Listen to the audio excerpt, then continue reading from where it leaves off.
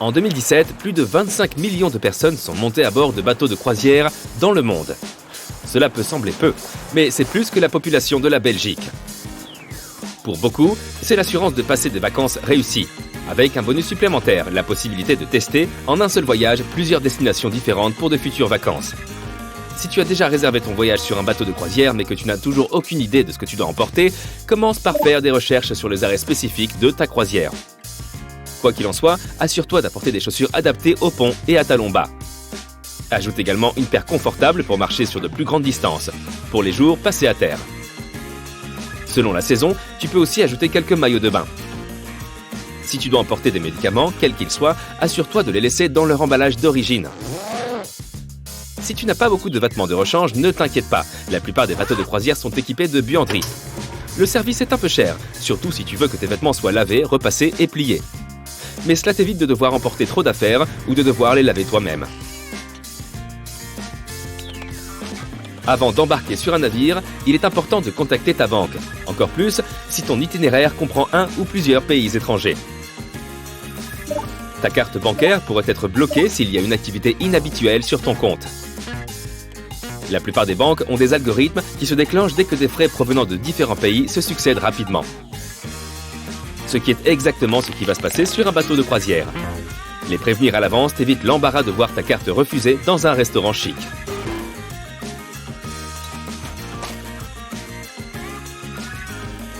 Pour t'assurer d'obtenir la meilleure cabine, consulte le plan du navire avant de la réserver. Il devrait être disponible sur le site web de la compagnie. Si c'est la paix et la tranquillité que tu recherches, n'opte pas pour les cabines situées directement au-dessus ou en dessous de l'un des points de divertissement. De même, si tu as l'habitude d'avoir le mal de mer, essaye d'éviter les cabines à l'avant du navire. Choisis plutôt celles situées au milieu, sur un pont inférieur. Tu sentiras moins les mouvements. Si c'est la première fois que tu pars en croisière, tu seras peut-être surpris d'apprendre que certaines cabines n'ont pas de fenêtre.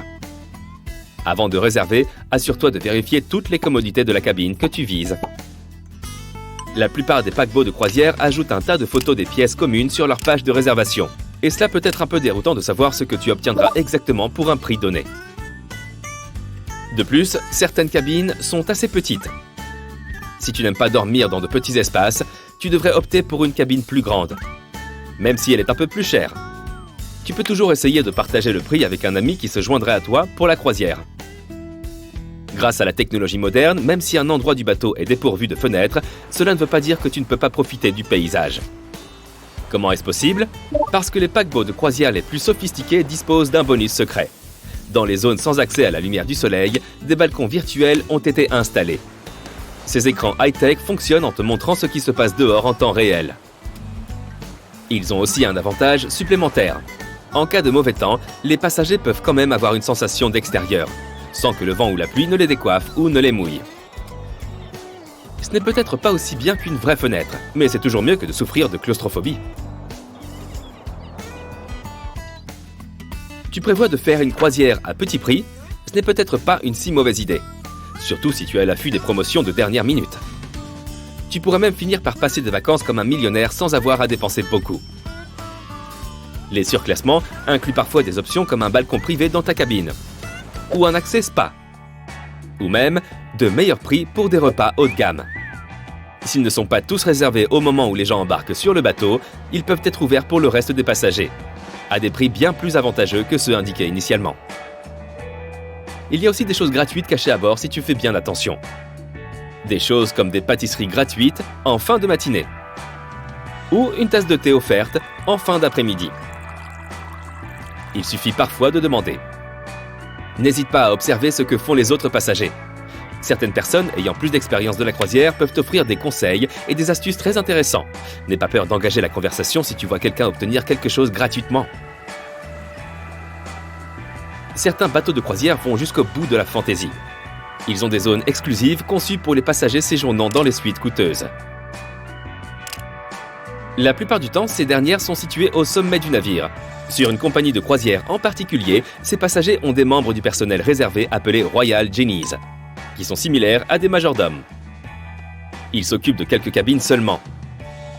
Comme la compagnie de croisière veut éviter que les autres passagers ne leur posent trop de questions qui leur feraient perdre du temps, Ces génies ne portent pas de badge dans les zones publiques. La plupart des zones communes des navires de croisière exigent que les voyageurs respectent un code vestimentaire. Mais si tu fais tes recherches à l'avance, tu découvriras peut-être que certaines zones sont plus détendues en ce qui concerne ce que les gens doivent porter.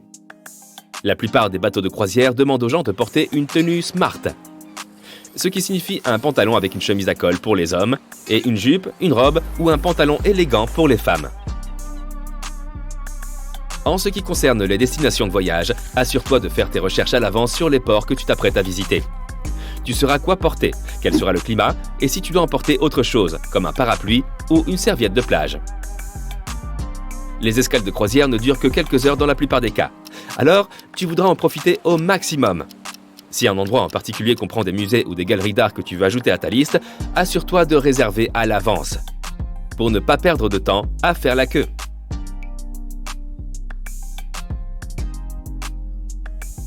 Certains bateaux de croisière proposent même à leurs passagers des visites privées des ports où ils vont s'arrêter. Assure-toi de les réserver à l'avance si cela t'intéresse, car la liste est vite remplie. Ces visites privées te permettent de passer plus de temps avec le guide et de lui poser plus de questions. N'oublie jamais de mettre ton téléphone en mode avion quand tu es à bord. La plupart des histoires malheureuses sur les bateaux de croisière impliquent des débutants en croisière qui ont fini par payer des milliers d'euros en frais de téléphone portable alors qu'ils étaient sur leur bateau, simplement parce qu'ils ont oublié de l'éteindre. Si tu es le genre de personne qui ne peut pas se passer de son téléphone, assure-toi de vérifier auprès de ton fournisseur de téléphonie avant de partir à l'étranger.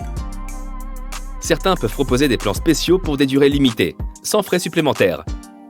Tu seras libre de chatter, d'appeler ou de regarder des vidéos YouTube sans craindre de finir par payer une fortune. La plupart des bateaux de croisière proposent également du Wi-Fi gratuit ou des forfaits Wi-Fi à acheter à l'avance, qui sont bien plus abordables. Tu pourras alors au moins communiquer avec tes amis et ta famille. Les personnes qui ont entendu parler de la catastrophe du Titanic se demandent toujours ce qui pourrait arriver si quelque chose se passait mal à bord. Prenons les canaux de sauvetage par exemple. Le Titanic n'avait que 20 canaux de sauvetage à bord, qui n'ont tragiquement pas suffi à accueillir tous les passagers après que le navire a heurté l'iceberg. De nos jours, certains bateaux de croisière de luxe ont un nombre encore plus limité de canaux de sauvetage, entre 15 et 18. Cela te paraît étrange? Eh bien, pas vraiment, étant donné que chaque canot peut en fait accueillir jusqu'à 370 personnes. Même les plus grands navires, qui ont une capacité estimée à 8000 personnes, s'ils sont complets, passagers et personnel compris, ont une capacité suffisante en cas d'urgence.